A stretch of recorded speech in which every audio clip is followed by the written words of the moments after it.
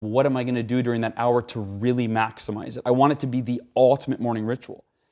Hey guys, it's Jay Martin here. How are you doing? Well, I hope you're doing well, and I've got a great video for you today. I want to introduce you to what might be the best morning routine out there. These are rituals you do in the morning that gives you that kickstart to maximize productivity and your efficiency.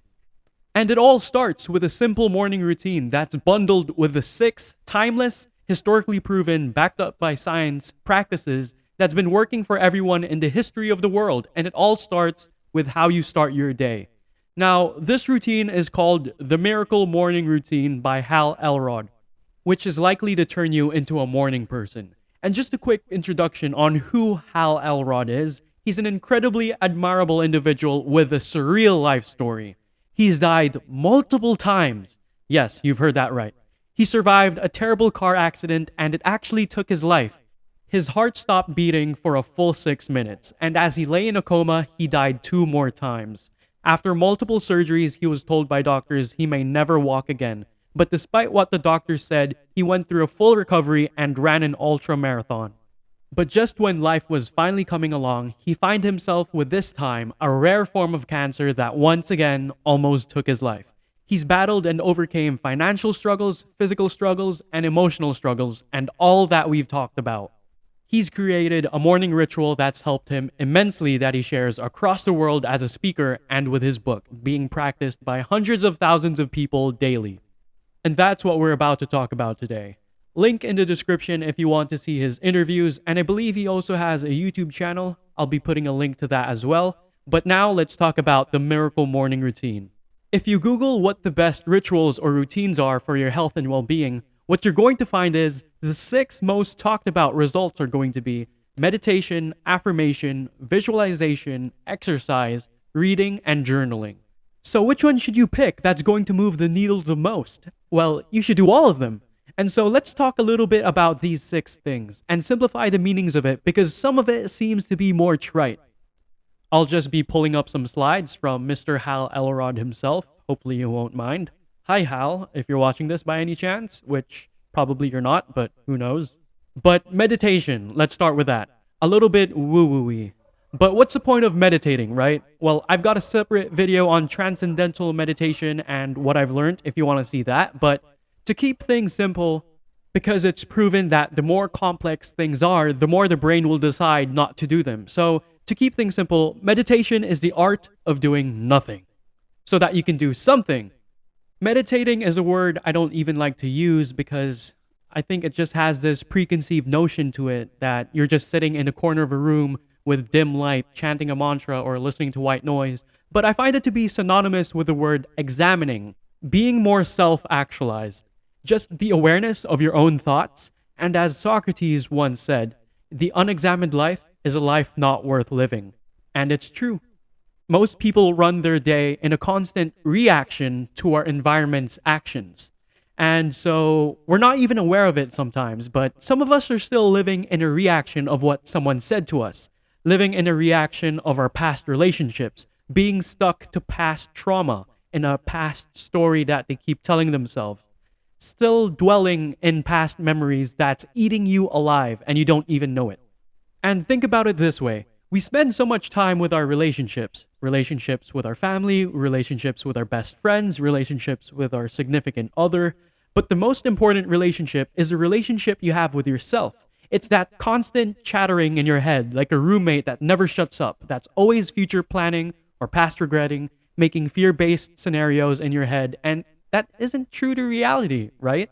The most dangerous place isn't in reality. It's in our own imagination, and you can't control these thoughts. They just come out of the blue. But those quality of your thoughts, that is the world you live in. That is your world. That's the worldview you have. That's the lenses you see through. And that's going to determine the quality of your life more than anything else. As Earl Nightingale says, we become what we think about. And if you want to see what the quality of your life actually is, put down the smartphone, put down the headphones, just sit by yourself in a room with no distractions and do nothing. And then you will know what the quality of your life is. Because that's what you're always running away from. That's why when people try to meditate, they say they can't do it. They can't sit still. They rather be busy with their gadgets or what have you. Why? Because your mind is eating you alive. Your mind is unexamined. Your mind is running in loops over things that has not been resolved. And because it's not resolved, when you're running on your average day, it's not those problems are gone. It's just there. It hasn't left. It hasn't been examined thoroughly. You haven't gotten that closure yet. That's preventing you from peace and it's provoking anxiety. So proper meditation, proper examination should induce change into your life and should cause you to react in a way that you wouldn't have otherwise if you haven't gone through the meditating. So I hope that's clear. I hope that makes sense. You don't really do meditation. You can't do it. It's just something you practice. There's different ways of meditating, but that's just the tip of the iceberg of it. But I highly suggest you adopt the habit of meditating. Okay? Now, the second one I think will need a bit of explaining too. The rest is sort of self-explanatory. We all know visualization. Clarity is power. Be clear with what it is that you want, and exercising is good mentally and physically. Reading is everything. It's the hack to shortcuts. Free knowledge is all over the internet these days. Usually it's the desire to learn is what's scarce. And journaling. Journaling is something I've done for more than a year now consistently. I found that the first few weeks of it, or the first month of it, it was almost like a chore. Like it wasn't something I liked to do, but that was because I was literally treating it like a diary. But now I do growth journaling, and it's basically listing 3 things I'm proud of today. And it can be as simple as completing the morning routine, right? And eating healthily. Oh, today I acted how I say I was going to act. Today I was honest. That's it.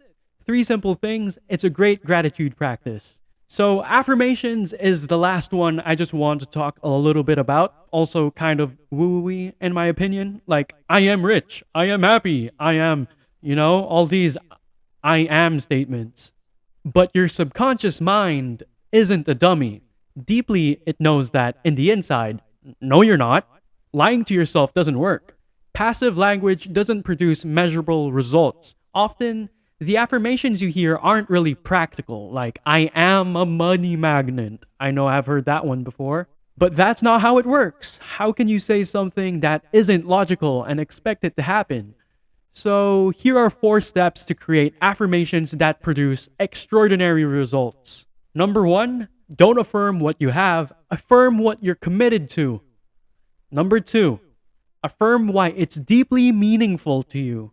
I want to create financial freedom and be worth over X amount so that I can take care of my family because they're counting on me and I and they deserve it. I want to be fit and weigh X amount so that I can have an abundance of energy and carry that energy onto others and I can be in great shape mentally and physically, right? Just a few examples out of the head here, but your reasons and your why are the ultimate driving force. Clarity is power. The third is which actions will ensure your success. Get specific and say, here's what I'm committed to, here's my why, and here's exactly what I'm going to do about it. And number 4 is when. When are you committed to take the actions to get you where you want to be and make you the person you have to become? And now your affirmations are actually guaranteed to produce extraordinary results. Alright, so those are the things I wanted to share with you. If you're interested in more, go check out the links in the description box. And if you made it to the end and you want to see more content on personal development, life improvement in general, and more, we can talk about it. Hit the subscribe button so you'll be notified whenever I post a new video. Thank you for sticking around, and I hope you had some value in this one, guys. Peace and love.